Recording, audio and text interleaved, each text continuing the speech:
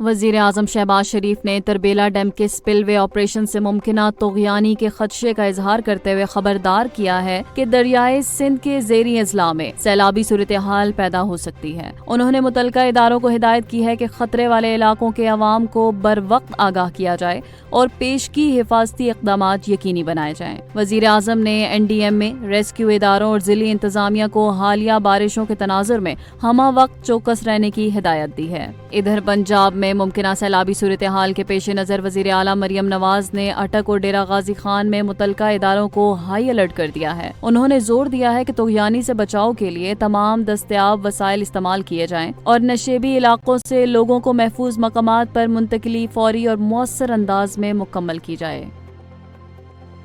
پاکستان اور افغانستان کی وزارت خارجہ کے درمیان ایڈیشنل سیکریٹری سطح کے مذاکرات کا پہلا دور اسلام آباد میں منعقد ہوا۔ یہ مذاکرات 19 اپریل 2025 کو نائب وزیر اعظم و وزیر خارجہ کے کابل دورے میں طے پانے والے فیصلوں کے تسلسل میں ہوئے۔ پاکستانی وفد کی قیادت ایڈیشنل سیکریٹری برائے افغانستان و مغربی ایشیا سفیر سید علی اسد گیلانی نے، جبکہ افغان وفد کی قیادت افغان وزارت خارجہ کے فرسٹ پولیٹیکل ڈویژن کے ڈائریکٹر جنرل مفتی نور احمد نور نے کی۔ مذاکرات میں تجارت و ٹرانزٹ، سیکیورٹی، علاقائی روابط اور افغان شہریوں کی واپسی جیسے اہم معاملات پر گفتگو کی گئی۔ دونوں فریقین نے دہشت گردی کو خطے کے امن و استحکام کے لیے بڑا خطرہ قرار دیا اور پاکستان نے افغانستان کی سرزمین سے پاکستان مخالف دہشت گرد گروہوں کے خلاف مؤثر کارروائی پر زور دیا۔ دونوں جانب سے افغان ٹرانزٹ ٹریڈ کو سہل بنانے کے لیے 10% پروسیسنگ فیس ختم کرنے، انشورنس گارنٹی، اسکیننگ و معائنے میں کمی اور ٹریک اینڈ ٹریس سسٹم جیسے اقدامات کا جائزہ لیا۔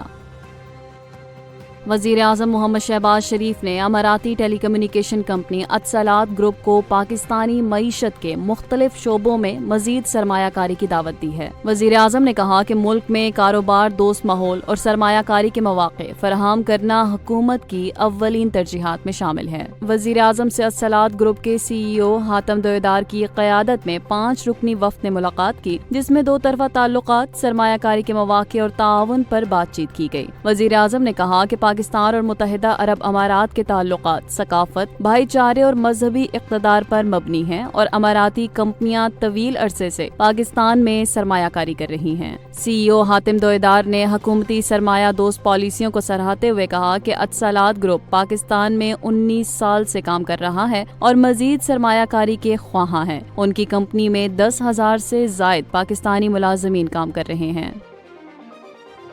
وفاقی حکومت کے تمام ریٹائرڈ ملازمین کے لیے پینشن میں 1 جولائی 2025 سے 7% اضافے کا نوٹیفکیشن جاری کر دیا گیا ہے۔ اس سے قبل ملازمین کی تنخواہوں میں اضافے اور 30% ڈسپیرٹی الاؤنس کے نوٹیفکیشن جاری کیے گئے تھے۔ وزارت خزانہ کی جانب سے جاری نوٹیفکیشن کے مطابق صدر مملکت نے 1 جولائی 2025 سے وفاقی حکومت کے سویلین پینشنرز، دفاعی تخمینوں سے تنخواہ لینے والے سویلین ملازمین، مسلح افواج کے ریٹائرڈ اہلکار اور سول آرمڈ فورسز کے ریٹائرڈ ملازمین کی پینشن میں 7% اضافے کی منظوری دے دی ہے۔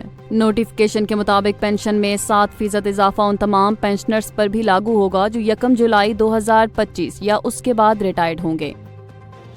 چین نے پاکستان اور بھارت کے درمیان جاری کشیدگی پر رد عمل دیتے ہوئے کہا کہ وہ دونوں ممالک کے درمیان بات چیت کے ذریعے تنازعات کے حل میں تعمیری کردار ادا کرنے کو تیار ہے۔ چینی وزارت خارجہ کے ترجمان ماؤننگ نے معمول کی پریس کانفرنس میں کہا کہ پاکستان اور چین دیرینہ دوست اور قریبی ہمسائے ہیں، جبکہ بھارت اور پاکستان دونوں چین کے اہم پڑوسی ہیں جنہیں نظر انداز نہیں کیا جا سکتا۔ انہوں نے واضح کیا کہ چین دفاعی اور سیکیورٹی تعاون کو کسی تیسرے فریق کے خلاف تصور نہیں کرتا۔ ترجمان نے کہا کہ چین فعال طور پر امن کی حمایت کرتا ہے اور علاقائی استحکام کے لیے بات چیت اور مشاورت کو فروغ دیتا ہے۔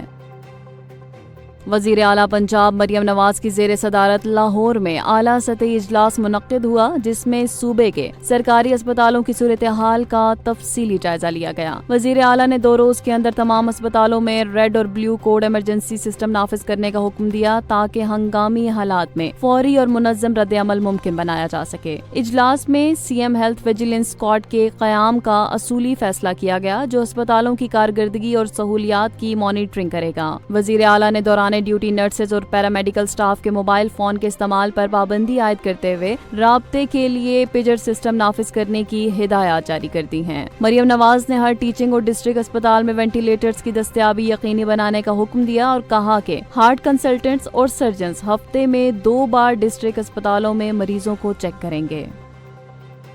امریکہ کے دارالحکومت واشنگٹن میں وائٹ ہاؤس کے باہر اسرائیلی وزیر اعظم نیتن یاہو کے خلاف بڑا احتجاجی مظاہرہ کیا گیا۔ مظاہرین نے غزہ میں جاری جنگ کے فوری خاتمے اور اسرائیل کو دی جانے والی امریکی حمایت روکنے کا مطالبہ کیا۔ مظاہرین فلسطینی پرچم تھامے اسرائیل بمباری کے خلاف نعرے لگاتے رہے۔ ان کا کہنا تھا کہ اسرائیلی حملوں کے نتیجے میں اب تک 57,400 سے زائد فلسطینی جان کی بازی ہار چکے ہیں۔ احتجاجی شرکاء نے عالمی برادری کی خاموشی پر شدید برہمی کا اظہار کیا اور اسے غیر انسانی رویہ قرار دیا۔